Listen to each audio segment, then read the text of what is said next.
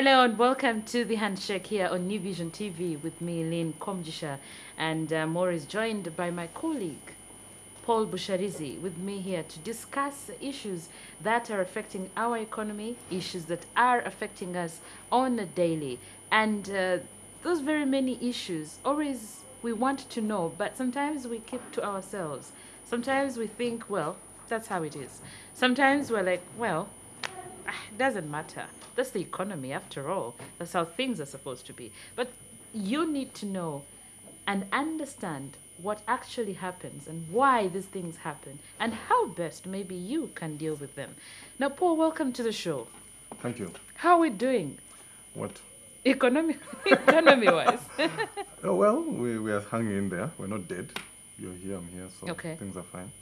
I heard, although I read today in the papers, very interesting news. Some 42 Indian businessmen are in town to look for investment opportunities.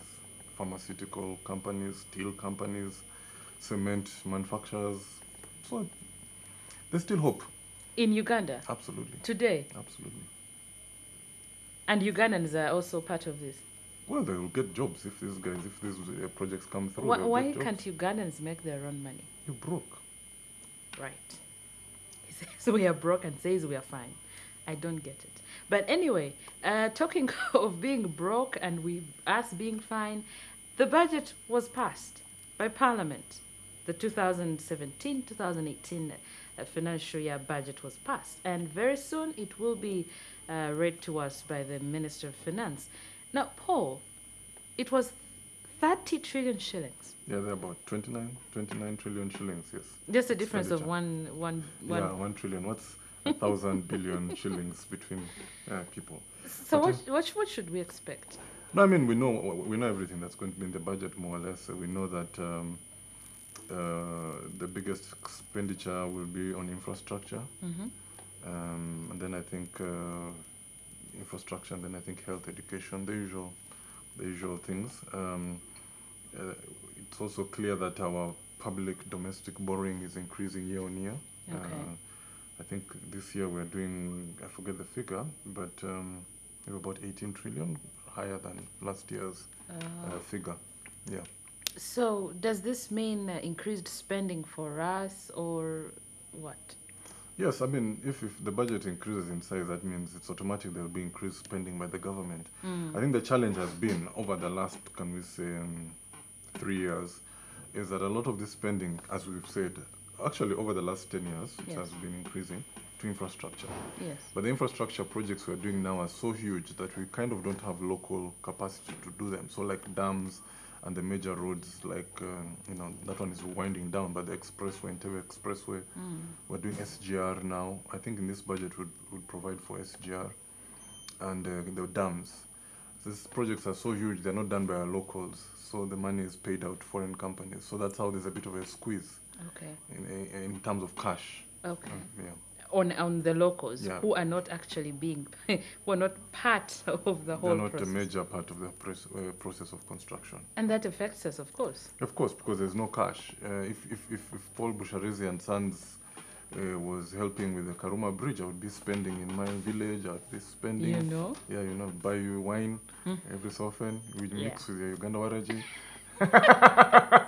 No, not really. I don't drink. Yes. So the money will get around. But as it is now, what happens? If you think about it, is that I'm a guy who's building Karuma. It's $1 billion project. You don't even pay me in Uganda. You wire my money to wherever my company is from. In this case, Beijing or some place like Shanghai. That's how we end up broke. Yeah, that's how there's a tightness of cash in the economy. Okay. So I mean, previously, what would happen is they would have construction. There's still a lot of construction, but of schools, maybe some health centers. We have contractors who can do those kind of projects. True. So that money was staying around, and we were doing it. Now it's just changed. We've gone to a bigger scope, and we don't have local businessmen, local contractors who are that big. Amazing. Crazy. And very interesting. No wonder I'm so broke. Why don't we? Then why did they come up with this Buy Uganda, Build Uganda? Why can't we include it in a way? No, of course, yes. Buy Uganda, Bubu, as they call it, is kind of a reaction to this. Yes. Somehow we never saw it coming somehow, which is amazing for a whole country. True. But you know, it goes back to a lot of things. How do we do business Okay. as Ugandans?